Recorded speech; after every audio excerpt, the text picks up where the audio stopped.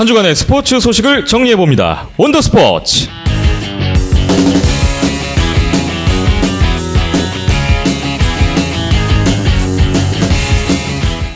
안녕하세요. 온더스포츠의 김태범입니다. 오늘이 12월 17일 월요일입니다. 대선을 이틀 앞두고 다시 모인 온더스포츠 오늘 7회 시작하겠습니다.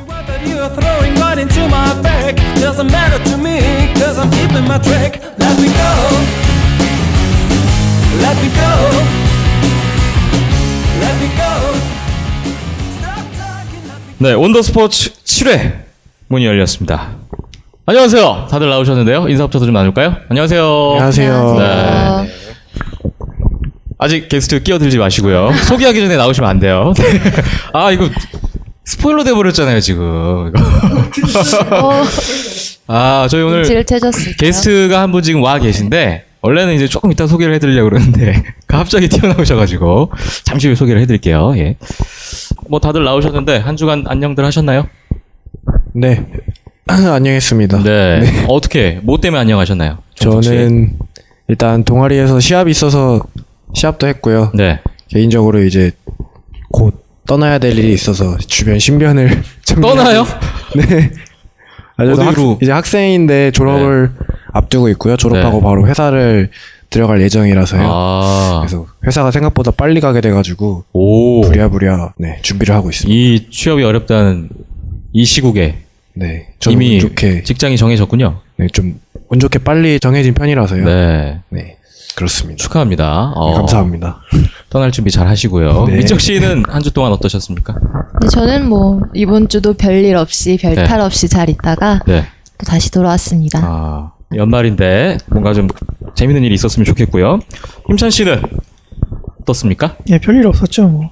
머리가 굉장히 짧아졌는데요? 예, 이발했습니다. 신경의 변화가 있는 것 같아요. 제가 힘찬 씨를 알고 지낸 지가 꽤 오래됐는데, 그쵸. 이렇게 머리가 짧았던 적은 군대 시절 이후에 처음인 것 같습니다. 네. 동아리 경기 똑같이 정석군이랑 했었고요. 네. 뭐, 저번 주에는 아이스하키 대회가 있어서 거기 현장도 같이 찾아가 보고, 예, 그렇게 좀 지내다 보니까 일주일이 금방 지나갔네요. 그렇군요. 두 분이 아이스하키 하셨다 그러는데 이따 그 얘기도 잠시 나눠보겠습니다.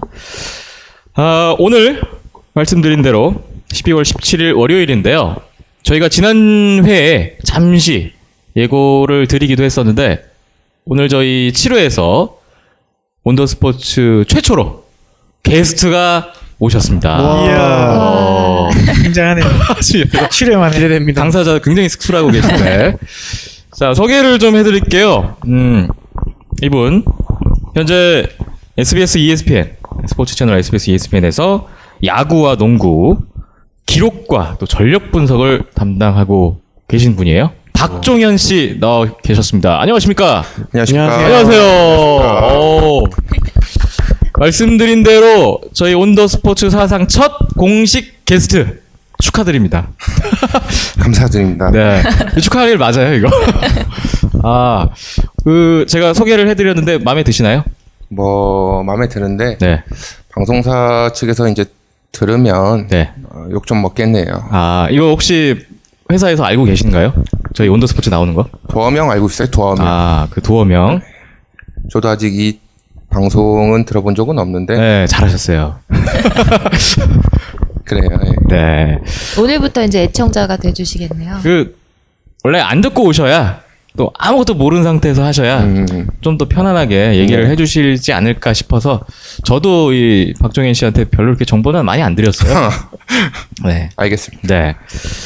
아무튼 오늘 첫 게스트 감사드리고요. 와주셔서 감사드리고 기대도 많이 됩니다. 오늘 저희가 이분을 왜 모셨냐면 프로야구 뭐 여러 가지 이슈들이 이번 주에도 있었는데요. 그 중에서 몇 가지 정도에 대해서 사실 저희가 그동안 저희끼리 얘기를 했지만 저희가 할 수 있는 얘기의 어떤 한계 뭐 이런 것도 있잖아요. 저희 머릿속에선 도저히 나올 수 없는 얘기들 뭐 그게 꼭 뭐 전문적이든 아니든지 간에 새로운 어떤 솔깃한 얘기들이 좀 나올 수 있지 않을까 해서 오늘 이분을 모셨는데 많이 기대하고 있습니다. 알겠습니다. 네, 되게 자신만만하셔 지금. 기대됩니다. 굉장히 여유롭습니다. 네. 자, 먼저 이번 주에 프로야구 골든글러브 시상식이 있었어요. 사실 이게 19단 승인이 되냐 안 되냐 문제로 뭐 선수협에서 보이콧도 하고 시상식이 되냐 할 수 있느냐 못하느냐 말이 많았는데 우여곡절 끝에 극적으로 지난 11일 오후에 시상식이 있었습니다. 다들 시상식 결과는 알고 계신가요? 네, 확인했습니다. 네. 그래서 오늘 이 부분에 대해서 뭐 여러 가지 각자들 의견들도 있으실 것 같아서 시간을 좀 가져보려 합니다. 먼저 이 골든글러브 시상식이 매년 뭐 있어 왔지만 이 성격에 대해서 잠시 좀 짚고 넘어가면 좋을 것 같아요. 제가 알기로는 이 골든글러브 한 해 동안 가장 두드러진 성적을 남긴 선수들한테 이제 상을 주는 건데 이게 미국의 골든글러브하고 우리나라 골든글러브하고 좀 다르다고 하던데 어떻습니까? 일단은 골든글러브 자체가 이제 저희 나라에서는 가장 큰 시상식인데 이제 메이저리그와 저희 나라를 좀 비교를 해보면 야구라는 종목 자체는 일단은 원래 기록의 스포츠잖아요. 네. 다들 아시다시피. 근데 메이저리그 같은 경우는 정말 단순하게 기록으로만 갖고 이제 수상자를 뽑습니다. 네. 골든글러브 자체는 수비만 봐요, 원래는. 수비만. 네.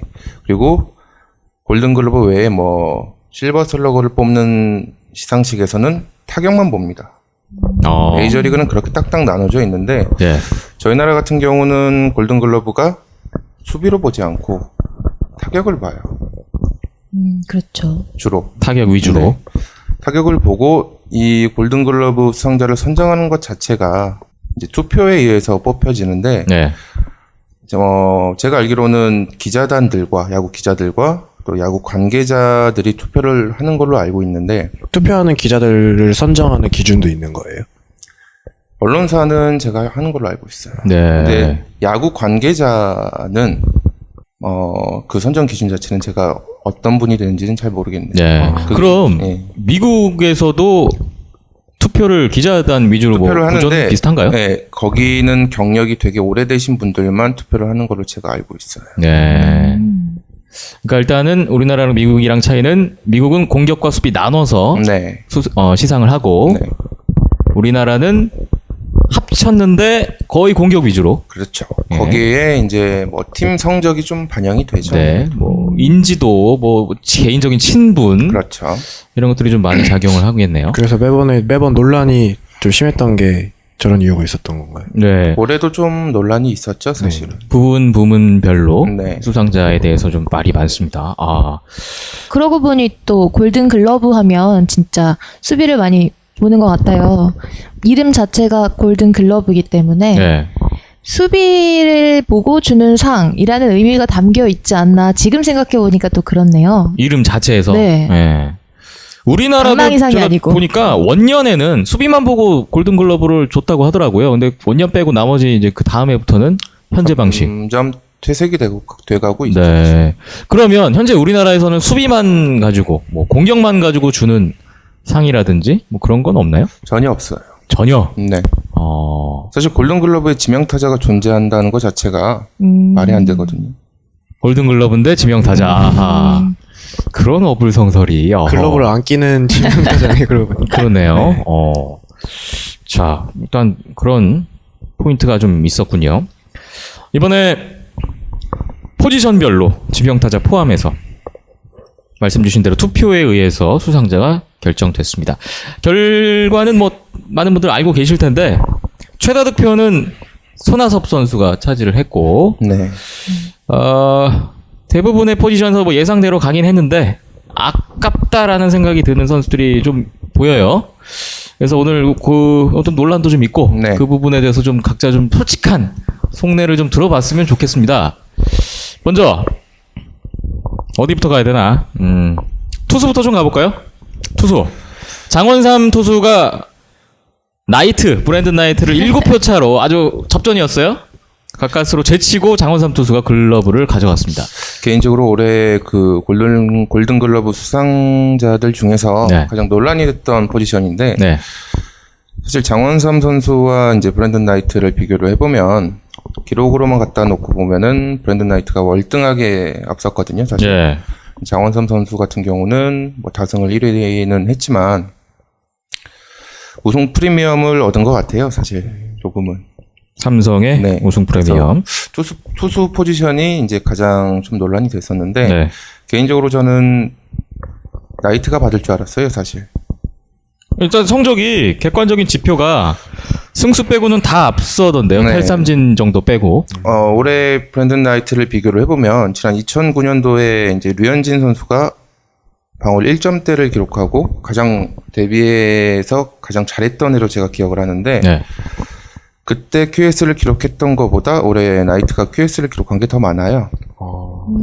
QS. 네, 올해 올해 나이트가 30번 나와서 네. 27번을 했던데요. 단 3번만 실패했다는 네. 건데, 그러니까 브랜든 나이트는 약간 장원삼과 비교를 해보면 장원삼은 삼성 타선을 등에 지고 하는 거고 예. 나이트는 뭐 넥센 타선을 등에 지고 하는 건데 아무래도 타선이 강한 삼성 소속의 장원삼이 승수 쌓기가 좀 더 편하지 않았나. 그리고 장원삼 선수는 다승은 1위는 했지만 방어율은 거의 3점대 후반으로 제가 알고 있는데 좀 많이 3.55 불안했어요. 입니다. 사실 네. 네, 나올 때마다 좀 불안했었는데 반면에 나이트는 팀 타선이 잘해주든 못해주든 본인의 역할은 충분히 했고 또 평균 이닝도 제가 알기로는 7이닝 정도로 제가 알고 있는데 평균. 네, 올해 그래서 나이트가 탈 줄 알았는데 장원삼 선수가 타는 걸 보고 올해도 역시나 골든글러브 수상 그 제도가 좀 문제가 되지 않았나 그렇게 보여집니다. 네. 기록을 보니까 나이트 선수가 이닝도 제일 많이 던졌고요. 전체 네. 투수 중에서. 승률 1위, 다승 2위, 평균 자책 1위, QS 압도적인 90% 성공률로 1위. 기록만 봐서는 가장 MVP급 아닙니까, 사실? 가장 월등했는데 그렇죠. 네. 그래서 그 외국인 선수라서 못 땄다는 얘기도 있던데 그런 것도 나이트의 기록을 류현진이 갖고 있었다면 아마 MVP를 타지 않았을까 하는 생각도 해봤어요. 네. 류현진이 이 기록 가지고 MVP 못 탔으면은 골든글러브 못 탔으면은 진짜 뒤집어졌겠네요. 그렇죠 아무래도. 참 나이트 선수가 작년보다 확 달라진 모습으로 올 시즌 네. 정말 나올 때마다 제일 안정감을 주는 투수라고 저는 개인적으로 올 시즌 내내 봤는데 결과가 이래서 네. 글쎄요 저는 아무리 외국인이지만 좀 너무한다 좀 그런 생각도 들었어요 사실. 아니 이게 기록이 차라리 비슷하면은 뭐 그렇다 치는데 뭐 확연히 이 정도 차이가 남임에도 불구하고 이렇게 뭐 우리나라 선수 챙기기 같은 그런 느낌도 좀 받고요. 네. 장원삼 선수도 받으면서 약간 머쓱한 표정 짓더라고요. 네. 보면서. 현재 이 나이트 선수 심경은 저희가 알 바가 없지만 내년에 안 뛰는 거 아니야 이거? 기분상에서? 계약했습니다. 재계약하지 계약했습니까? 않았어요? 네. 대인배. 네. 나이트 형 대인배. 내년에는 정말 잘했으면 좋겠고요. 더 잘했으면 좋겠고 압도적으로 좀 이렇게 골든글러브를 기분 좋게 타도 기꺼이 박수를 쳐줄 수 있을 것 같아요. 나이트 선수는. 네. 자, 이 투수가 좀 제일 문제였고 그 다음에 포수는 강민호 선수가 탔는데 이 부분은 좀 어떻습니까? 다들? 포수는 뭐 누구나 예상했듯이 아주 압도적인 표차로 강민호 선수가 탔죠. 공감하시나요? 저는 그러니까 롯데 전적으로 팬이라는 공감. 거를 일단 빼고 객관적으로. 그럼요. 포수는 그래도 강민호라고 네. 말할 수밖에 없을 것 같아요. 빼더라도 강민호 선수 외에는 딱히 경쟁자가 없다고 생각을 해서 그렇습니까? 그렇습니다. 네. 저는 그 중에서 강민호밖에 없지 않았나 그렇게 생각을 하거든요. 네, 그 중에서 네. 진가병 또 누가 있었죠? 후보가? 양의지 선수였나요? 양의지 맞네. 양의지 선수까지. 지금 저희 나라 같은 경우는 이제 저희가 이제 내년 3월에도 이제 WBC를 하잖아요. 네. WBC를 하는데 가장 문제가 되는 포지션이 포수예요. 사실 투수도 문제겠지만은 왜냐하면 저희 나라 같은 경우는 현재 뭐 항상 국가대표에 소집되는 포수를 보면 항상 노장이었죠. 노장. 진감용, 박경환, 조인성. 네. 그리고 강민호는 백업이었고 내년 되면은 강민호가 이제 선발 포수로 나갈 걸로 보이는데 사실 강민호 선수 같은 경우 보면은 타격은 뭐 다 아시다시피 잘 하고 있지만은 네. 투수를 리드하는 데 있어서는 이렇게 좋은 포수로는 아직까지는 아니지 않나 그렇게 보이거든요, 사실. 네. 그래서 올해 이제 골든글러브 수상된 것도 보면은 강민호가 썩 잘해서 탄 거라기보다는 그들 중 안에서는 그나마 가장 낫기 때문에 타지 않았나. 예년의 강민호 선수의 성적과 비교를 해보면 올해가 뭐 많이 떨어졌죠. 그렇죠. 근데 부상도 많이 스탯상으로는. 당했었고. 근데 느끼기에도 강민호 그 밑으로 이제 나이대나 경력으로 보나 딱히 눈에 띄는 선수가 양의지 빼고는 아직은 없거든요. 없죠. 네. 그나마도 양의지는 올해는 예년에 비해서는 좀 약간의 포수, 약간 잘하는 포수 정도 느낌이었고요. 그래서 딱히 진짜 포수 기근이라는 말이 괜히 나온 게 아닌 것 같아요. 강민호 선수가 올해 3번째로 골든글러브를 가져갔고요. 그리고 다음으로 1루수 박병호 선수가 탔는데 78.3% 득표를 했어요. 뭐 올해 가장 신데렐라. 다 예상은 했던 선수였는데 골든글러브 또는 뭐 MVP까지 받게 됐는데 받을만 했어요. 올해 제일 잘했고 일단 기록 자체가 홈런 타점 장타율 3관왕을 했고 박병호와 뭐 다른 선수들을 견져봐도 박병호를 능가하는 선수는 올해는 없지 않았나 네. 그렇게 보여집니다. 시즌 MVP에 이어서 골든글러브까지 처음으로 경사가 겹쳤고요.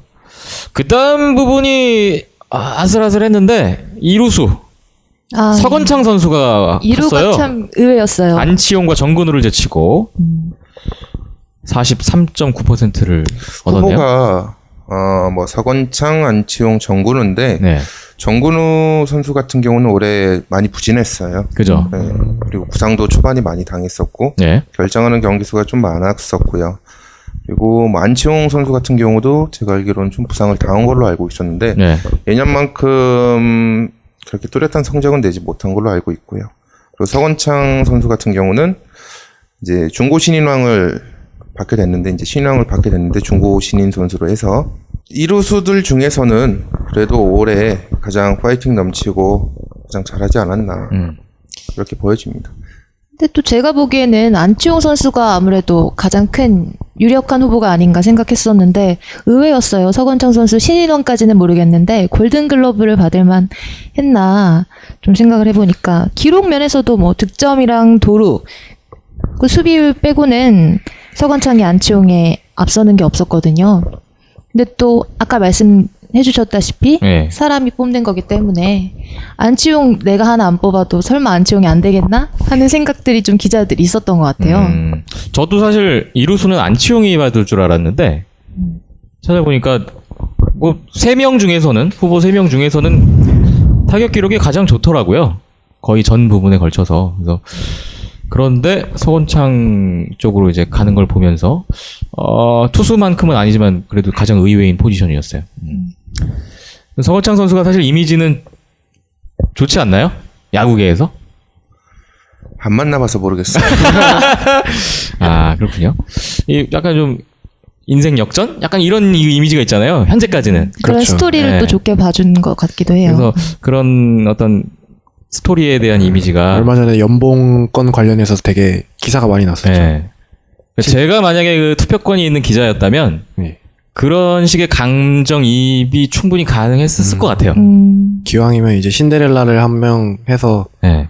기사거리를 그러고 보니까 기자들이 기사거리를 만들려고 좀 할 수도 있지 않을까. 일부러? 약간의 기사거리를 논란의 여지를 위해서? 주는 그런 기자들이 그런 생각까지 하나요? 기자니까요. 그렇죠. 기자의 정신으로서. 할만하죠.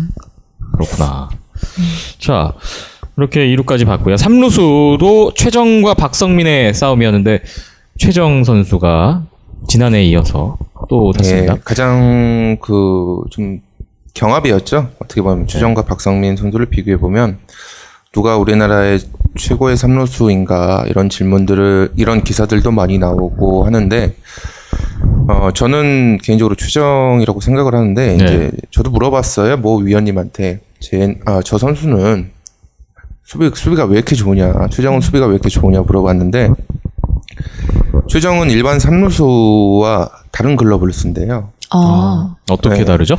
큰 걸. 그러니까 글러브 같은 경우 이제 그 막아놓은 그 부분이 있잖아요. 네. 네. 그 부분이 다른 글러브들이랑 다르다고 제가 들었거든요. 그리고 이제 쇼바운드 처리나 이런 바운드 같은 타구 처리하는 것도 원래는 이제 야구에 그러니까 공식이 있어요. 몇 바운드 안에서 이렇게 잡는 그런 공식이 있는데 최정 같은 경우는 본인만의 그 타구 판단을 한대요. 그렇게 하다 보니까 월등하게 뭐 수비도 다른 삼루수에 비해서 좀 잘하는 것 같고 또 어깨가 강한 이유가 투수 출신이잖아요. 예. 최정 투수로도 한 번 나왔었는데 그때도 뭐 140까지 나온 걸 보고 저희 나라 삼루수 중에서는 가장 뭐 좋지 않나 이렇게 보여집니다. 기존의 일반적인 삼루수에 대한 어떤 기준 네네. 그런 거와는 좀 다르게 최정 선수만의 맞는 장비와 네. 방식이 있다는 얘기네요. 그리고 승부욕이 상당히 강하다고 제가 들었거든요. 네. 이 올해 그 박성민 선수와 타격 기록은 비슷비슷했는데 우열을 가리기 힘들 정도로 수비가 워낙 좋은 걸로 또 정평이 나 있는 최정 선수고. 네. 그래서 뭐 경합을 했음에도 불구하고 그닥 논란은 없는 그런 부분인 것 같아요. 뭐 다른 측면 다른 포지션들은 공격력을 중요시했던 것 같은데 오히려 삼루수는 또 수비력을 중요시해서 평가한 것 같은 느낌을 받네요. 뭐 그럴 수도 있겠네요. 네. 타격이 비슷한 경우에는. 근데 최정 원래 타격도 잘하는 걸로 이미 많이 그렇죠. 인정받고 있어서. 네. 최정 선수가 이번에도 3루수를 먹었습니다. 그리고 유격수 강정호 선수 별로 이견이 없을 것 같은데 어떻습니까? 다 예상했다고 봐요. 딱히 뭐 이거 주목받은 유격수가 없어서 올해 20-20도 달성했고 네. 앞으로의 강정호 선수 어느 정도까지 할 수 있다고 보시나요? 국내에서 유격수 중에서는 공격과 수비를 겸비한 유격수라고 이제 보이는데 제가 봤을 때는 가장 난 것 같아요. 저희 나라에서는 주전 유격수로는. 네. 원래 강정호 선수가 수비도 괜찮았었네. 네, 수비 괜찮았고요. 원래 강정호 선수가 프로 입단할 땐 포수였어요. 원래는. 원래는 포수였어요. 예. 뭐 어깨도 강한 걸로 네. 알려져 있고. 그 의외로 체격이나 이런 면에서 타격이 그렇게 좋을 줄은 몰랐는데 네. 올해 홈런 그렇게 잘 때리는 거 보고서 신기하더라고요. 재작년에도 홈런을 잘 치다가 이제 작년에 4번 타자를 맡으면서 아무래도 그 4번의 중압감 때문에 타율과 홈런 자체가 많이 떨어졌었거든요. 예. 근데 올해 5번 타자로 변신을 하면서 이제 그런 부담감이 사라지다 보니까 아무래도 좀 타격과 수비 면에서 많이 좀 작년보다 늘지 않았나 그렇게 보여집니다. 그렇군요. 다음으로 외야수 손아섭, 이용규, 박용택 이 세 명의 선수가 선정됐습니다. 김원섭 선수도 있었고 박한희 선수도 있었고 경쟁자들이 몇몇 있었는데 결과는 이렇게 나왔네요. 손아섭 선수 말씀드린 대로 최다 득표. 손아섭, 이용규까지는 예상을 그래도 좀 예상을 했어요? 했었지만 세 번째 자리가 박용택 선수가 박용택. 됐네요. 이용규와 박용택의 표 차이는 불과 5표 네. 차이였네요. 저는 오히려 이용규가 좀 의아해했었거든요. 네. 박용택 같은 경우에는 최근에 타율이나 이런 타점이나 특히 득점권 타율에서 굉장히 압도적으로 높아서요. 네. 아무래도 그런 인상적인 모습을 많이 남겼었는데 이용규 선수 같은 경우에는 그동안에 보여줬던 성적에 비해서 올해 많이 떨어졌다고 들었거든요. 존재감은 좀 덜했던 네. 것 같아요. 예전에 보이던 그런 악바리 같은 타격 능력은 떨어지고 네. 그닥 존재감 없이 조용히 보낸 시즌이었던 것 같아서요. 결혼하고 좀 잘 안 되는 네. 것 같아요. 이용규 선수요? 네. 이용규 선수가 뭐 지금. 요즘에 느끼는 게 타격을 잘한다기보다는 그 커트하는 능력, 커트신 능력만 부각이 돼가지고 지금 얘기를 나눈 동안 박종현 씨가 피식 웃었는데 뭐 올해 손아섭과 이용규, 박용택 선수가 이제 외야수 부문을 수상했는데 손아섭 선수 같은 경우는 뭐 잘했잖아요. 손아섭이 우익수인데 어깨도 강했고 또 올해 보살도 가장 많은 걸로 제가 알고 있는데 보살 1위입니다. 네. 그리고 타율적인 면에서도 안타 1위인 걸로도 알고 있고요. 제가. 네. 네. 타격면이나 수비 면에서 뭐 손아섭 선수 뭐 잘했고요. 그다음에 이용규 선수 같은 경우는 작년하고 좀 비교를 해보면 올해 좀 많이 부진했어요. 사실 이용규라는 이름에 걸맞지 않는 성적이지 않나 그렇게 보여지고요. 개인적으로는 박용택 선수 같은 경우는 지금 외야수인데 원래 박용택 선수는 어깨가 상당히 약합니다. 네, 소녀 어깨라고 네. 별명이 있습니다. 상당히 약한데 답답하죠 경기 보면. 작년까지만 보면 작년엔 거의 지명타자로 나왔어요. 박용택 네. 선수. 근데 올해 이제 김기태 감독으로 사단이 바뀌면서 좌익수 쪽으로 좀 많이 들어갔는데 그래도 박용택 선수 타격이나 그리고 외야수로서 실책도 많이 안 했기 때문에 그래도 선정하는 데 있어서 그렇게 무리는 가지는 않지 않나 이렇게 보여져요. 김원섭은 좀 어떻게 평가하십니까? 저는 김원섭 선수가 올 시즌 커리어 하이를 찍은 거를 보면서 데뷔 한 14년 만에 제가 알기로는 가장 좋은 성적을 나타냈는데 네. 골든글러브를 수상을 못했어도 FA로 대박을 치셨잖아요. 네. 그래서 위안이 되지 않을까 그것도. 동석 씨는 박용택 수상에 대한 의견은 없나요? 그러니까 박용택 네, 선수 어깨가 약한 거는 이미 팬들한테 자자하거든요. 네. 근데 그냥 평가받기에는 어깨는 약한데 그 수비 범위가 상당히 넓고 이제 타구 판단을 되게 잘하는 선수라는 평이 있어서 타격은 이미 정평이 나 있고요. 네. 송구만 빼면은 외야수로서도 상당히 쓸만한. 네. 송구야 중간에서 이제 중계 플레이만 잘해주면 되니까요. 네. 정성호 선수하고 오지환 선수가 중계 플레이만 잘해주면 걱정이 없습니다. 네. 마지막으로 골든글러브와는 좀 어울리지 않는 지명타자 부문 이승엽 선수가 받았습니다. 이승엽 선수가 국내 복귀해서 9년 만이죠. 근데 예전에는 1루수로 받았었는데 올해는 지명타자로 받았어요? 이거 외적인 것으로 제가 좀 말씀을 드리면 이제 이승엽 선수 같은 경우는 1루수와 지명타자 이렇게 반반씩 출장을 했는데 네. 그러니까 골든글러브 지명타자 부분 수상 기준 자체가 일정한 포지션에 어느 정도 규정 타석을 채워야지만 수상이 되는 걸로 제가 알고 있거든요. 네. 그렇게 되면 그러니까 이승엽 선수가 지명타자보다는 올해 1루수로 더 많은 출장을 했는데 아 그렇습니까? 네. 맞습니다. 네. 근데 이제 1루수 부분 경쟁자가 박병호다 보니까 밀려나. 이제 타지 못할 가능성이 좀 크니까 지명타자 쪽으로 나온 것 같아요. 제가 볼 때는. 네. 그래서 수상을 한 것 같고 또 지명타자 후보들 중에서 이승엽 선수를 능가하는 선수는 사실 없었거든요. 네. 또 이승엽 선수는 우승 프리미엄도 얻게 되었고 그러다 보니까 수상하게 되지 않았나. 지명타자 부문 역시 후보 선정은 지명타자로 일정 경기, 일정 타수를 나와야 후보가 되는 거죠? 채워야 돼요. 네. 경쟁자는 이호준하고 홍상은 정도 되는 건가요? 아무래도 그 두 선수를 제친 거죠. 지금. 홍성은 선수가 작년에 받았죠. 지명타자. 네. 1루수로 갔다면 박병호한테 밀렸을 네. 건데 그런 각도 시선이 또 있네요. 딱히 느낌을 받는 게 어떻게 보면 골든글러브 선정하는데 그렇게 이렇다 할 기준이 딱히 없는 것 같네요. 그냥 그게 문제죠. 거의 나라에서. 인기 투표라는 느낌이 역시 확 와닿는 것 같아요. 글쎄요. 앞으로 논란은 매년 있는데 바뀌는 건 없어요. 노력을 해야겠죠. 야구계 원로인들께서 많은 노력들을 하셔야겠죠. 네. 그러니까 정말 수비 잘하는데 공격이 아쉬운 선수들을 위한 상도 좀 있었으면 좋겠고. 네. 네. 또 반대로 또 공격에 강점을 갖고 있는 선수들을 또 챙겨줄 수 있는 또 그런 게 좀 있었으면 좋겠고. 앞으로 우리나라 골든글러브 시상식도 계속해서 좀 고민이 되고 누구나 납득할 수 있는 그런 100%까지는 아니겠지만 외국인도 좀 타고 좀 재밌는 시상식이 됐으면 좋겠어요. 네. 2012년 골든글러브 시상식 하면 그냥 이제 역사 속에는 19단이 창단된 승인이 된 날로 기억에 남지 않을까 생각합니다. 그렇네요.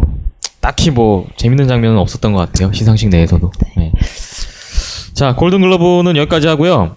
그리고 다른 자잘한 소식들인데 추신수 선수가 신시내티로 트레이드가 됐어요. 그렇게 됐네요. 네, 이게 글쎄요. 일단은 맨날 꼴찌팀에 있다가 좀 성적이 좋은 팀으로 갔어요. 근데 저는 좀 의문인 게 중견수 얘기가 나와요.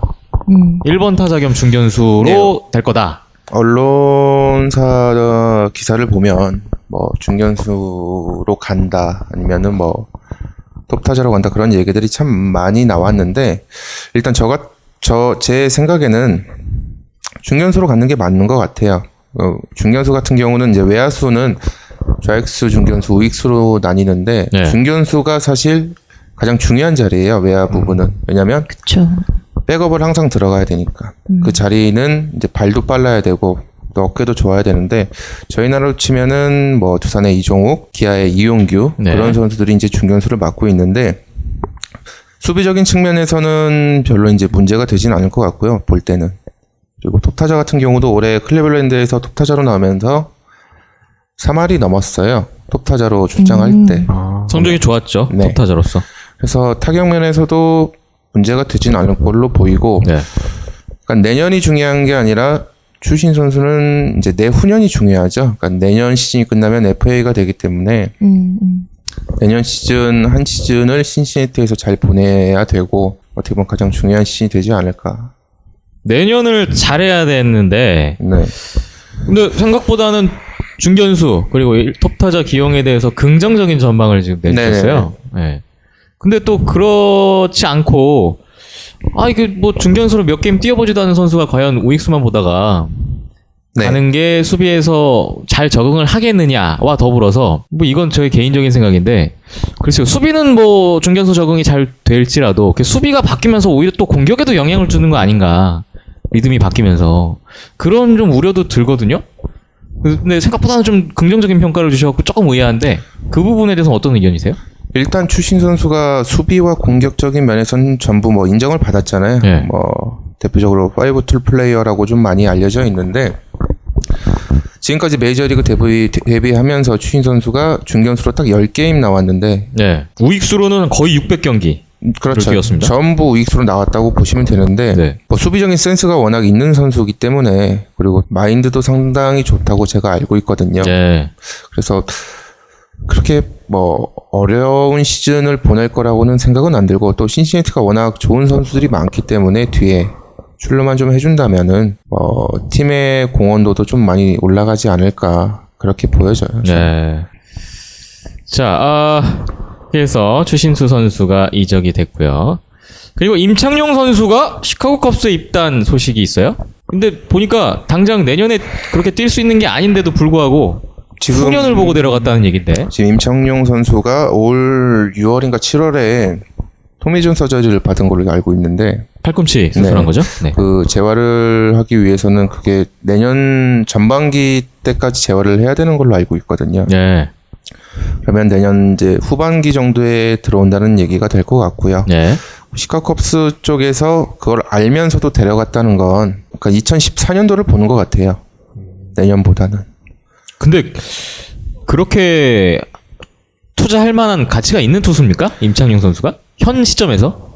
저는 나이도 많고 뭐 수술 이후에 기량을 어느 정도 펼쳐줄 수 있을지도 좀 의구심도 많은데. 원래 그 임창용 선수가 삼성에서 야쿠르트로 입단할 당시에 네.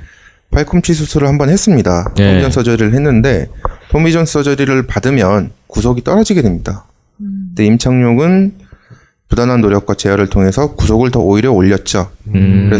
그래서 야쿠르트에서 성공을 했고 예. 또 저희 나라가 일본으로 진출한 선수들 중에서 세이브가 가장 많아요. 선동열 감독의 세이브를 갈아치웠죠. 예, 예. 그래서 뭐 그런 것들을 보고 컵스 측에서 그걸 보고 데려온 것 같아요. 보면은. 정신력을 보나 보군요. 이 기록을 보니까 시카고 컵스 마무리 투수가 있긴 있는데 성적이 되게 안 좋은 편이라고 들었거든요. 그래서 그냥 투자하는 그런 식으로 해서 임창용을 투자를 했다고 들었고 또 예전에 일본 진출하기 전부터도 눈여겨보고 있었다고 그러더라고요. 시카고 컵스도 우리나라 선수들 꽤 많이 접촉을 하네요. 최희석 선수가 뛰었죠. 네. 초반 메이저리그 진출 초반에. 어떤 뭐 부상과 수술 경력에도 불구하고 과거의 사례를 봤을 때 충분히 기대해 볼 만하다. 뭐 이런 얘기시네요. 네. 자, 그럼 뭐 기왕 가는 거 잘 해줬으면 좋겠고 추신수 선수, 임창현 선수 내년에 뭐 더 좋은 성적을 해주었으면 좋겠습니다. 자, 그리고 마지막 이슈 하나 더 있군요. 이번 주에 삼성하고 LG하고 트레이드를 했어요. 3대3 트레이드. 삼성의 현재윤, 김효남, 손주인, 그리고 LG에서는 김태환, 정병권, 노진용 3대3 마트레이드를 했는데 이게 양팀 간에 그러니까 MBC가 LG 되고 나서 처음 이루어진 트레이드라고 합니다. 23년 MBC 만에. 됐었다고 네. 그러더라고요. 이렇게 트레이드 하고 나면 누가 이득이다, 누가 손해다 이런 얘기 많잖아요. 오늘 그게 좀 재밌을 것 같은데. 먼저 어떻게 생각하십니까, 박종현 씨? 일단은 LG가 이득을 봤어요. 네. 이 트레이드 자체가 삼성 측에서만 보면 삼성이 대승적인 차원에서 선수들을 넘겨주지 않았나 그렇게 보여지거든요. 네. 삼성은 워낙 백업들이 많기 때문에 굳이 이 새 선수가 없다라고 해도 신인 선수들을 발굴하면 되는 거고, 반대로 LG는 올 시즌부터 가장 문제가 역시 포수였는데 현지훈 선수를 데려오면서 이 트레이드에서는 현지훈 선수가 현재 아무래도 중심이라고 보이는데 네. LG가 이제 포수난에 겪으면서 뭐 윤상균 선수가 있었지만은 윤상균 선수는 좀 타격에 치중하는 포수였고, 네, 윤효섭 선수. 네, 그렇죠. 반대로 이제 현지훈 선수 같은 경우는 타격은 뭐 그렇게 좋은 선수는 아닌데 투수를 리드하는 데 있어서는 윤상균보다 더 나을 것 같아요. 그리고 김효남 선수 같은 경우도 원래 삼성에서는 회전철이었거든요, 사실. 네. 네, LG로 오면은 아마 승리조로 들어가지 않을까. 결과적으로 봤을 때는 LG가 좀 남는 장사를 하지 않았나. 당장 써먹을 수 있는 그렇죠. 측면에서. 그렇죠. 예.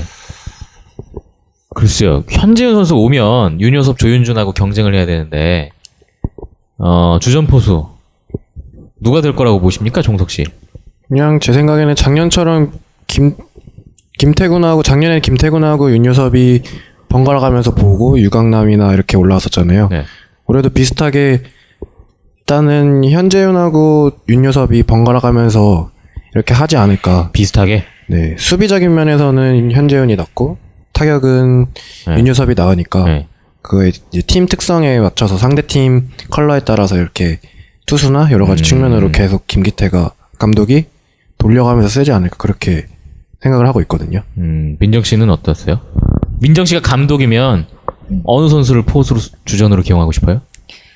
LG가 아직까지는 검증 단계를 거치려는 것 같아요. 네. 이제 윤상현 선수 가지고는 좀 어렵다고 보고, 일단 현재윤 선수를 데리고 오면 좀 1년 정도는 검증 과정을 거치지 않을까. 번갈아 가면서 기용을 해보면서 또 적재적소에 맞게. 비슷한 의견이시고. 아직 잘 모르겠다는 얘기죠.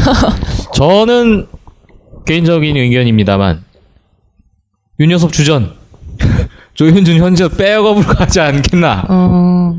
현지훈 선수 같은 경우는 밀려서 못 나왔죠. 밀려서. 네. 삼성에 워낙 뭐 진감용, 이지영 이런 선수들이 워낙 출중하기 때문에 네. 밀려서 못 나온 것 같고요. 네.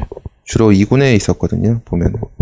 그리고 제가 알기로는 배영수 선수랑 단짝으로 알고 있는데 그러니까 투수 리드하는 데 있어서는 LG에 지금 있는 그 3명의 포수보다는 네. 훨씬 낫지 않나. 그래서 저는 현지훈 선수가 아마 선발로 갈 것 같고요. 주전으로 갈 것 같고, 윤상균 선수가 백업이나 또는 대타나 또는 지명타자 공격보다는 수비 위주로 가야 된다. 이렇게 갈 것 같고, 네. 조윤준 선수 같은 경우는 아직은 힘들지 않나. 네. 이렇게 보여집니다.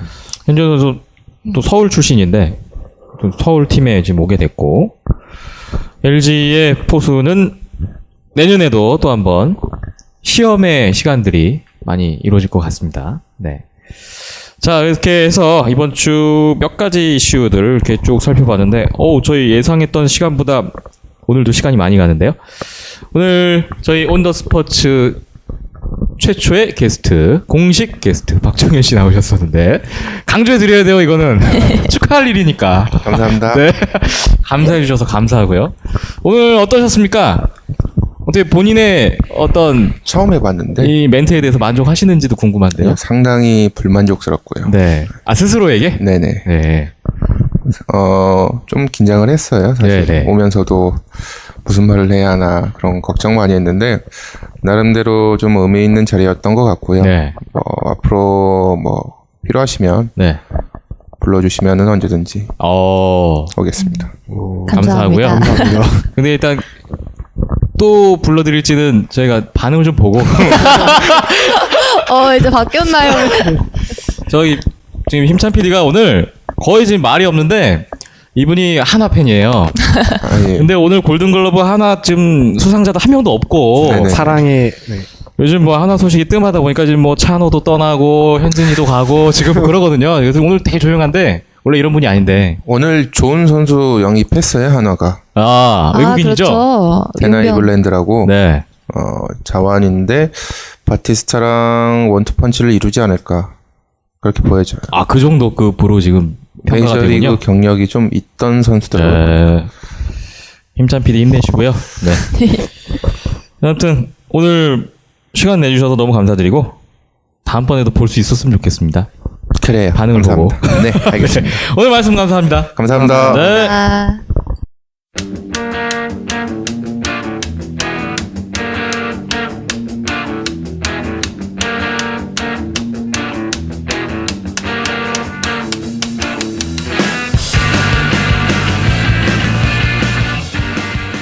여러분은 지금 새로운 스포츠 팟캐스트 온더 스포츠와 함께하고 계십니다.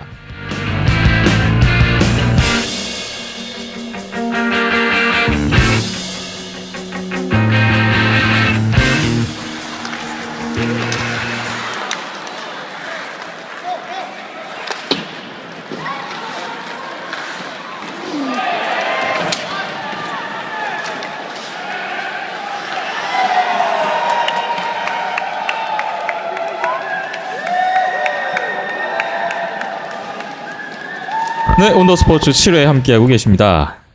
이번에 나눌 얘기는 동계 종목이군요. 이번 주에 아이스하키 대회가 있었어요. 제67회 전국 종합 아이스하키 선수권 대회라는 대회인데요. 이 대회 결승까지 있었습니다. 여기에 그 아이스하키의 조예가 깊은 두 분이 또 계시기 때문에 경기장 갔다 오셨다면서요? 예, 저 지난주에 정석군하고 저하고 같이 또 이제 팀 활동하고 있는 친구들하고 그 준결승전을 갔다 왔고요. 그리고 저 같은 경우에는 결승전까지 챙겨보고 왔습니다. 네. 이번에 결승전 매치가 하이원하고 안양한라의 대결이었는데 결과 말씀드리면 7대4로 하이원이 승리를 거두면서 이 대회 2연패를 달성했습니다. 예, 보통 이제 예상하기에는 지금 리그에서도 안양한라가 하이원보다는 높은 순위를 차지하고 있고 또 역대 맞대결 보면은 좀 안양한라가 우세한 그런 부분이 좀 있었는데 네. 직접 가서 보니까 하이원이 잘하더만요. 그리고 저희가 준결승전도 네. 그 연세대학교하고 하이원 경기를 지켜봤었는데요. 네. 외국인 용병 선수들의 활약이 눈에 띄었고 아니나 다를까 결승전에서도 송동환 선수 해트트릭이 있었지만 전반적으로는 이제 그 외국인 용병 그리고 일본 용병 선수들 활약이 두드려졌던 경기가 아니었나 싶습니다. 우리나라 아이스하키가 아무래도 저변이 얕다 보니까 요즘에 각 팀별로 이렇게 외국인들이 많이 뛰는 것 같아요. 주축적인 역할들을 하는 것 같고. 예, 안양한라 그러니까 각 팀마다 이제 지금 우리나라에서는 3명씩 외국인 용병이 있고요. 그다음에 하이원 같은 경우에는 이제 일본 선수들도 일본 선수들은 이제 그 3명에 포함되지 않고 네. 따로 그냥 있는 건데 안양한라에는 일본 선수들이 없는데 하이원에는 일본 선수들이 있더라고요. 네. 일단 하이원 같은 경우에는 일본인 코치도 있잖아요. 네. 아무래도 일본인 선수가 많이 있다 보니까 그렇게 활동을 하고 있는 거고요. 골키퍼도 일본인 골리가 주전으로 활약하고 있습니다. 이번 대회 하이원 안양한라 우리나라를 대표하는 정말 몇 안 되는 실업팀들이죠. 네, 두 팀이라는 얘기까지는 안 하려고 그랬는데 바로 밝혀주시는군요. 이 두 팀의 결승 매치였고 전국 종합 아이스하키 선수권 대회 이번 대회 대학팀들도 좀 나온 걸로 제가 알고 있는데 어떤 대회인가요? 보통은 그러니까 말 그대로 종합 선수권 모든 팀들이 참가를 하고 거기에서 이제 최고의 팀을 뽑는 그런 대회인 거는 맞는데요. 예. 아무래도 아시아 리그하고 이제 시즌이 겹치다 보니까 기존에는 대학 팀들만 참가하는 그런 대회였었는데 그래서 실업팀 같은 경우에 참가하는 경우도 있고 안 하는 경우도 있었는데 이번에 작년에 이어서 이제 실업팀 두 팀이 모두 참가를 하고 네. 대학팀 경우에도 광운대학교 빼고 나머지 학교들이 다 참가를 하는, 그래서 제일 큰 규모가 된 거죠. 예. 예, 대학 4개 팀, 실업 2팀에서 6개 팀이 이제 3개 팀씩 나눠서 ABG로 나눠서 리그를 거치고 거기에서 이제 준결승, 결승 토너먼트를 진행했었는데요. 예. 일단은 조가 네. A조에 이제 안양한라하고 연세대학교, 고려대학교가 대학 최강 두 팀인데 항상 라이벌 예. 1, 2위를 다투는 팀들이죠. 1위를 다투는 팀인데 같은 조에 엮이는 바람에 그러면서 고려대가 이제 조별 예선에서 탈락을 한 거죠. 연세대한테 밀렸죠. 그렇죠. 그리고 경희대 한양대에서는 이제 경희대가 준결승에 진출을 했었고요. 그러면 하이원 경희대 한양대가 같은 조였는데 경희대 한양대가 득을 봤네요. 조추첨에선. 그렇다고 봐야죠. 네. 그리고 이제 준결승에 올라왔는데 그래서 안양한라하고 그 경희대학교하고 준결승을 치렀고 네. 하이원하고 이제 연세대학교하고 준결승을 치렀는데 네. 역시 프로의 벽은 높구나. 저도 그 준결승전 경기를 봤는데 체격이 워낙 차이가 많이 나더라고요. 안양 그 연세대 선수 중에 거의 키가 한 170 정도가 될까 말까 한 선수가 한 명 있었는데 네. 그 선수 바로 옆에 하이원 외국인 선수 그 버레이라는 선수가 있었는데 그 선수가 바니 선수죠. 바니인가요? 그 네. 선수가 제가 딱 보기에도 거의 2m 가까이 돼 보였거든요. 두 선수가 이렇게 옆에 있는데 아이스하키 정말- 선수들 키도 네. 그렇게 큰가요? 그렇죠. 2m? 네. 2m 가까이 되는 선수의 대부분이고요. NHL에도 2m 예. 가까이 2m 골키퍼도 넘는 보면은 선수 2m 가까이 되는 선수들인데 순발력 굉장히 네. 높은 그런 선수들이 그런 외국인 선수 거의 190이 넘는 선수도 두세 명이 이렇게 휘젓고 다니니까 네. 정말 추풍 낙엽 같이 떨어지는 그러니까 그런- 두 분이 아이스하키 하고 있는 입장에서 이번 대회 출전한 선수들 기량은 어떻게 평가가 될까요?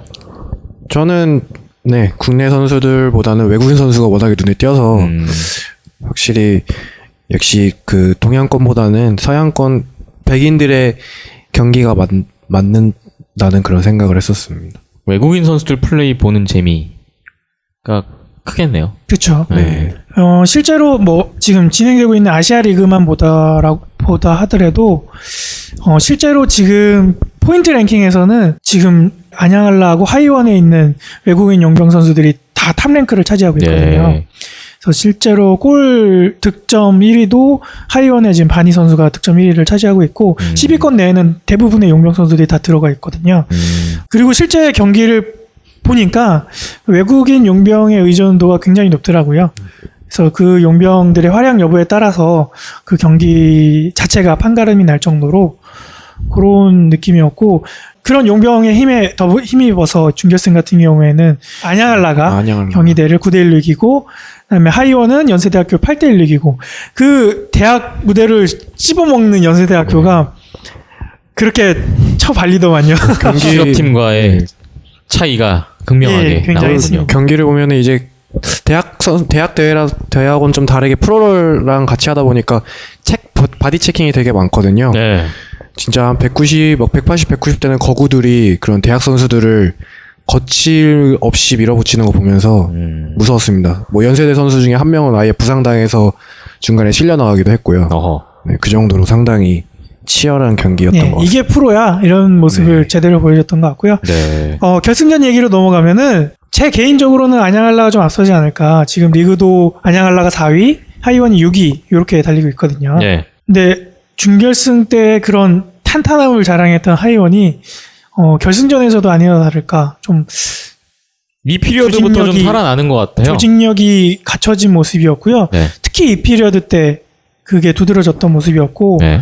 그리고 안양한라는 상대적으로 좀 손발이 안 맞고 뭔가 허둥지둥되는 그런 모습들이 많이 나왔었거든요. 네. 그게 이제 결정적으로 이 피리어드 때 3골을 주면서 이 피리어드에서만 3골을 주면서 무너졌던 모습이 결국에는 이제 패배로 이어졌던 게 아닌가 싶고요. 네. 3피리어드 때는 5대3까지 따라가는 접전을 벌였지만 보통 이제 2점 차나 1점 차 내면은 아이스하키 경기에서는 마지막 1분이나 한 1분 반 남겨놓고 골리를 빼는 플레이를 하거든요. 그리고 오히려 플레이어를 하나 더 집어넣고 네. 예, 골대는 비워둔 상태로 6대5, 6대4 뭐 이런 식으로 공격으로 이제 올인하는 거죠. 골이야 어떻게 되든 어차피 지느니. 그렇죠. 예, 그렇게 해서 엠티넷 상황까지 이어졌는데 하이원이 잘 막아내고 오히려 이제 빈 골대에 골을 집어넣으면서 승리를 가져가는 그런 흐름이었습니다. 네. 현장 분위기는 좀 어땠나요? 관중들 많이 오셨나요? 대회가 이번 대회 같은 경우에는 낮 경기는 2시, 그다음에 오후 경기는 오후 5시 이렇게 치러졌거든요. 그리고 결승전 같은 경우에는 오후 1시 반. 네. 평일날 그렇게 경기가 치러지다 보니까 평일 오후 1시 반에 결승을 해요? 그렇죠. 1시 반에 평일 1시 반에 인터넷 중계를 한다고 하더라도 볼 수 있는 사람이 그렇게 많지가 않잖아요. 민정 씨는 아이스하키 보신 적 있어요? 아이스하키는 따로 접하기 그렇게 쉬운 종목은 아닌 네. 것 같아요. 저도 지금 얘기 들으면서 한번 봐야겠다 생각하고 있어요. 실제로 보면 정말 빠르고 농구만큼 빠르고 좀 춥다는 거 대신 많이 춥다는 거. 네. 아무튼 실제로 보면 확실히 매력을 느낄 수 있는 종목인 것 같아요. 아이스하키. 실제로 아시아리그 경기 저는 이제 안양에 사니까 안양한라 경기를 이제 자주 찾아보거든요. 네. 직접 경기장 가보면은 주말 경기 같은 경우에 거의 꽉 찰 정도로 열기가 괜찮거든요. 네. 일단 대회는 이렇게 마무리가 됐고 네. 이제 요번 주군요. 요번 주 18일부터 아시아리그가 재개가 됩니다. 그래서 안양한라 홈 경기가 이제 18일날 오후에 예정이 돼 있으니까 예. 좀 많이 찾아가서 저도 찾아가서 볼 예정이고 예. 좀 많이 찾아가서 활성화가 됐으면 좋겠습니다. 한중일 아시아리그. 그렇죠. 현재 이 두 팀이 4위, 6위 달리고 있다고. 예, 말씀하셨어요, 지금 아까? 일본 팀이 4팀, 그다음 우리나라 2팀, 네. 그다음 중국에서 1팀 이렇게 한중일 리그를 참가하고 있고요. 아무래도 일본 팀이 좀 역사도 오래되고 실력 면에서도 앞선 모습이고요. 상위권에 랭크가 돼 있고 안양한라가 부진하네요, 올 시즌. 예, 그 이유가 지난주에 제가 이제 방송에서 말씀드렸다시피 네. 그 주축 선수들이 이제 유럽으로 진출을 해 있잖아요. 네. 핀란드 2부 리그에 이제 유로알라 팀이 이제 생기고 이러면서 주축 선수들이 10명이 이제 가 있는 상태라서 10명씩이 나갔군요. 예, 골리 한 명하고 이제 플레이어 해서 이제 그렇게 나가 있는 상태라서 약간의 이제 전력 누수가 있었던 거 아닌가 싶고요. 네. 또 지금 4위 랭크돼 있는 거가 이제 남은 선수들로 그렇게 랭크를 하고 있는 거기 때문에 이렇게 좀 지나가면은 올해야 그렇게 빠져나갔다고 하지만 또 다음 시즌부터는 또 다시 전력을 되찾지 않을까 그렇게 생각을 하고 있습니다. 그렇군요. 자, 아이스하키 얘기를 좀 해봤고 잠깐 짧게 짚고 넘어갈게. 스피드 스케이팅 월드컵 5차 대회 있었는데요. 이번에도 4차 때와 마찬가지로 남자 선수들은 크게 눈에 띄는 활약이 없었고 여자 500m에서 이상화 선수가 1차, 2차 또 모두 1위를 했어요. 예, 나왔다 하면 다 1위를 하고 있어요. 지난 회도 제가 말씀을 드렸지만 올림픽 금메달 이후에 더 잘하고 있는 6연속 1위 하고 거의 유일한 선수가 아닌가. 딱히 경쟁자가 없는 건가요? 경쟁자가 없어요. 지금 올해 대회 5차 레이스까지 한 번도 안 졌습니다. 그 1차 요번 5차 월드컵 대회 1차 레이스 보니까 0.01점 차로 독일 예니볼프 선수를 예. 이기고 올라갔고 그리고 2차 때는 많이 벌어졌어요. 무난하게 예니볼프 선수 같은 경우에 4위로 내려앉았고 네. 예, 이상화 선수는 꾸준하게 그렇게 컨디션 유지하기도 힘들 텐데 하는 거 보면 참 대단합니다. 스피드계 김연아네요. 이런 극찬을. 아마 그 정도 수식어 되죠. 제가 쓸고 사실 있잖아요. 요즘에 빙상 스타가 없잖아요. 네. 이상화 선수가 대신할 수 있었으면 좋겠습니다. 예, 남자 선수들도 좀 잘했으면 좋겠네요. 모태범 선수 좀 잘해줬으면 모태범아! 너무 못하고 있어요. 형이 기다리고 있다. 잘 좀 해주길 바라겠습니다. 자, 동계 종목 또 다른 데서는 얘기 안 하니까 저희는 좀 얘기를 해봤고요. 다음 얘기로 넘어가겠습니다.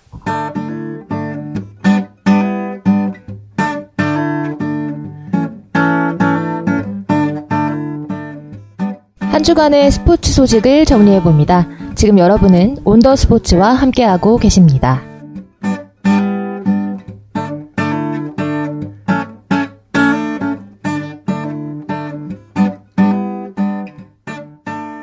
이제 오늘 마지막 얘기입니다. 축구인데요. 국내 축구에서는 별로 얘기거리가 없고 해외 축구 잠깐 보겠습니다. 이번 해외 축구에서 가장 눈에 띄는 소식은 드디어. 다들 공감하시겠지만 QPR 퀸스파크 레인저스 17라운드 만에 첫 승을 거뒀습니다. 와. 우리 와 할 일인가요 이거? 기부할 일은 아닌 것 같은데. 경기 끝나고도 굉장히 선수들이 우승 세레모니 같이 하던데요. 네, 풀럼과의 홈 경기였는데요.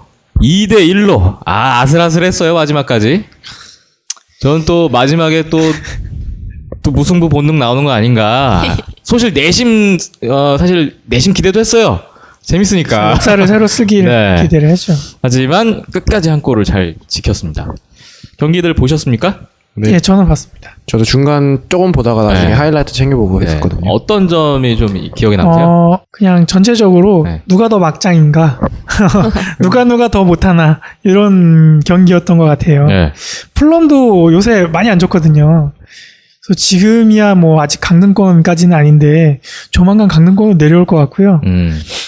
QPR 같은 경우에는 지금 새로 이적해온 선수들보다는 기존에 있던 선수들 위주로 레드넥 감독이 활용을 하고 있잖아요. 네. 그래서 오늘 지난 경기까지 딱 보니까 좀 얘네들 기살려 주려고 그렇게 하는 거 아닌가. 일단은 레드넥 감독이 온 이후로는 진 적이 없거든요. 무패. 예. 1승 3무를 기록하고 있습니다. 그렇다 보니까 좀 기존의 선수들이 이제 이적 선수들 때문에 좀 커리어도 그렇고 그런 거에 있어서 좀 위축이 될까봐 네. 그런 거에 있어서 기살려주기 위해서 좀 썼던 것 같고, 뭐 박지성 선수야 부상 때문에 못 나왔다 하고 세자르 선수도 마찬가지고 그라네로 선수가 계속 못 나온 걸 보면서 좀 그런 생각이 들었고요. 그 말씀 주시니까 또 의아하면서도 아이러니한 게 첫 승을 하는 순간에 그 전까지 주축이었던 세자르, 그라네로, 박지성 모두 없었다라는 점. 예, 부상탁도 있었긴 네. 하지만 뭐 기존 선수들 위주로 해서 그렇게 첫 승이 간 거 보니까 네. 좀 일단은 뭐 아직 올해 경기가 몇 경기 더 남았으니까 좀 잘 마무리해서 내년 1월달 경기부터는 좀 기존 선수들하고 좀 융화가 잘 돼서 강등권을 탈출해야 되겠는데 지난 경기를 봐서는 같이 강등권에 서덕이지 않을까. 이번에도 거의 원맨쇼로 이긴 거 아닌가요? 예, 타락이 좀 네. 운으로 얻어 걸린 거 하나. 첫 골은 제대로 있었죠. 운이었고요. 두 번째 골은 레전드 골이던데요, 거의. 두 원맨쇼. 번째 골은 개인에 의한 득점이었는데. 예, 근데 이제 그것도 이제 골 순간만큼은 이제 그렇게 네. 오른발 아웃사이드로 잘 바깥으로 찬 건데 그 슈팅까지 가져가는 게 좀 운이었잖아요. 우당탕탕 우당탕탕 네, 맞아요. 이렇게 해서 가져간 거기 때문에 이번에도 요번에도 네. 그렇게 해서 우리가 잘해서 이겼어라기보다는 타락이 운 좋게 얻어 걸렸어라고 보는 게 맞는 것 같고요. 네. 평이 나오는 거 보니까 원래 오른쪽이 윙 쪽에 있어서 계속 개인기만 부리면서 욕심 부리다가 놓치다가 이번에는 중앙에서는 오히려 그렇게 욕심을 부리는데도 잘 풀렸다고 그렇게 얘기가 나오고 있거든요. 네. 그래서 자기 자리를 찾은 거 아니냐 이런 얘기도 있고. 타랍이 딱히 자리가 없죠. 네. 레드넵 감독과의 과거에는 안 썩 좋았죠. 좋은 인연이 아니었는데 네. 이번 그 QPR에서의 이 새로운 인연이 주목이 되고 있습니다. 타랍의 두 번째 골 저는 그 장면에서 웃겼던 게 시세 보셨어요? 예, 시세 안 좋아하던데요.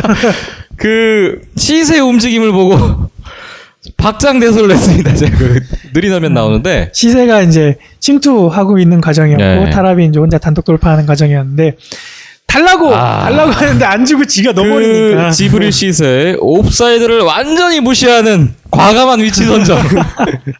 하지만 달라고 하는 위치가 완전 옵사이드였으니까. 근데 또 웃겼던 거는 수비수 4명이 막 우왕좌왕하고 있었는데 아무도 시세를 신경 안 써요. 다 어차피 타랍 못 쪽만 보고 있어. 어차피 못 넣을 걸 생각하고 있지 않았나. 네, 이날 시세가 아까운 장면 되게 많았었거든요. 시세는 항상 아깝기만 한. 지난번에도 근데 이제- 골 한 골 넣고서 되게 또 조용하게 한동안 보내고 있었잖아요. 어제 지난 경기 이제 슈얼처 골키퍼가 워낙 슈퍼 세이브를 많이 해주는 바람에 시세가 골을 좀 놓쳤는데 네. 뭐 물고 한번 트면은 괜찮지 않을까 싶은데요. 많이 폼이 올라왔던 것 같던데요. 그런 건가요? 저는 자모라가 오면 답이 안 나와요. 뭐 1월에 또 공격수 영입하면 아넬카 계약해지겠다고 하더라고요. 예, 뭐 올 것 같이 뭐 그런 분위기가 지금 감지되고 있더군요. 그거 인터넷에서 요즘에 또 떠도는 게 예전에 더비 카운티라고 있었는데 1승을 하고서 강등이 됐더라고요. 네. 그런 걸 보면서 이번에도 QPR이 과연 더비 카운티의 그 1승 기록을 가지고 강등이 될 것인가를 또 비교하고 있더라고요. 이번 승리로 승점 10점이 됐고 레딩을 제치고 한 번 이겼는데 19위로 올라섰습니다. 물론 예. 레딩은 한 경기를 덜 치렀습니다. 예. 내일 새벽이죠. 5시 아스날하고 레딩하고 하는데 네. 아스날도 요새 많이 안 좋은데 과연 레딩이 어떻게 될지는 네. 예, 지켜봐야겠네요. 네. 17위 사우스햄튼과 5점 차 간격을 유지하게 됐고요. 그리고 스완지는 사실 주중에는 캐피탈 원컵 미들스브로에게 이기고 준결승에 올라갔습니다. 이날 기성용 선수 들어와서 분위기가 확 달라졌다는 얘기가 있던데 저는 사실 경기 안 봐서 자세히는 모르겠고. 그리고 어제였는데 리그에서는 토트넘과의 경기에서 1대0으로 졌습니다. 양 팀이 경기 전에 석점 차였는데 승점 6점 차로 벌어졌네요. 어제는 좀 많이 스완지가 전체적으로 좀 부진하더만요. 그쵸. 체력적인 안배가 네. 전혀 안 된 모습이었던 것 같아요. 거의 뭐 토트넘이 가지고 놀다시피 할 정도의 어떤 느낌을 받았는데 스코어는 뭐 1대0에 불과했습니다만 그래서 토트넘이 4위가 됐고 스완지는 10위로 조금 떨어졌습니다. 그리고 박주영 선수도 있군요. 나왔었나요? 셀타비고와 레알 마드리드의 경기 활약은 좋았어요. 아, 그래요? 그 기사 레전드 기사 하나 떴죠. 해트트릭을 할 네. 뻔했다라는. 그 구강컵 대회. 네. 저는 그 소리 듣고서 진짜 두 골 코파 넣었는지 델레이. 두 골 넣었는지 알고 있었거든요. 근데 정말 해트트릭을 할 아, 뻔하기만 저도 했다. 기사 본 것 같네요. 그 팀 동료가 얘기해줬는데 골 빼고는 다 잘했다. 네. 결정적인 걸 좀 놓쳐서 저는 그 2대1로 셀타비고가 이날 이겼는데 2대0에서 호날두가 마지막에 한 골을 만회했죠. 호날두의 골을 보면서 박주현과의 클래스의 차이를 확실히 느꼈습니다. 거의 박주영이 그 앞에 맞았던 상황과 비슷한 형태의 골이었는데 이 호날두의 골이 박주영은 넣고 박주영은 못 넣고 호날두는 넣는 걸 보면서 이게 차이구나. 효석 씨가 얘기하는 클래스의 네, 차이가. 클래스의 차이. 네. 의외로 예상을 뒤엎고 레알 마드리드를 이겼고요. 2차전은 레알 마드리드 홈에서 진행이 된다고 합니다. 자, 저희가 오늘 준비한 내용 할 얘기는 다 나눈 것 같습니다. 7회였는데요. 게스트도 있었고 좀 색다른 포맷이었던 것 같습니다. 오늘이 12월 17일 선거가 이틀 남았는데 다들 뭐 결정들은 하셨는지 모르겠네요. 선거날 뭐 하십니까? 투표하고 뭐 스케줄이 있으신가요? 일해야죠. 일? 생업에 종사해야죠. 휴일이 아니군요. 뭐 그렇죠. 네. 다른 분들은 좀 어때요? 휴일인데 놀러 가야죠. 저도 네, 놀러 가야죠. 다들 계획 투표하고 놀러 가려고 네 생각 중입니다. 알겠습니다. 재밌게 놀고 오시고요. 네. 다음 회 오셔서 네. 뭐 하고 놀러 왔는지 얘기를 꼭 풀어주시기 바랍니다. 이야기를 꼭 만들어 와야겠네요. 얘기 안 만들어 오면 소용이 없어요. 매번 부담입니다. 네. 얘기가 부담이야. 첫인사가 부담을 주면 안 되는데. 네. 아무튼 한 주간 잘들 보내시고 다음 주에 저희가 예정대로 모이면 크리스마스 이브에 모여야 되는데 현실성이 있는지 모르겠네요. 조정을 해봅시다. 네. 아니 뭐 별일 없으면 모이는 건데. 저는 별일 없을 것 같습니다. 네. 뭐 각자의 사정들이 있을 테니까. 민정 씨 표정이 심상치 다들 않고요. 저를 바라보세요. 아무튼 언제가 될지 모르겠지만 8회로 저희는 돌아오도록 하겠습니다. 오늘 여기까지 하겠습니다. 네, 수고하셨습니다. 죄송합니다. 평소같이 정록 씨가 한번 외쳐보시죠. 마지막. 제가 외치나요? 외쳐주시면 마지막으로는 같이 해드릴게요. 제가 외치겠습니다. 네. 한 주간의 스포츠 소식을 전합니다. 온더 스포츠! 스포츠.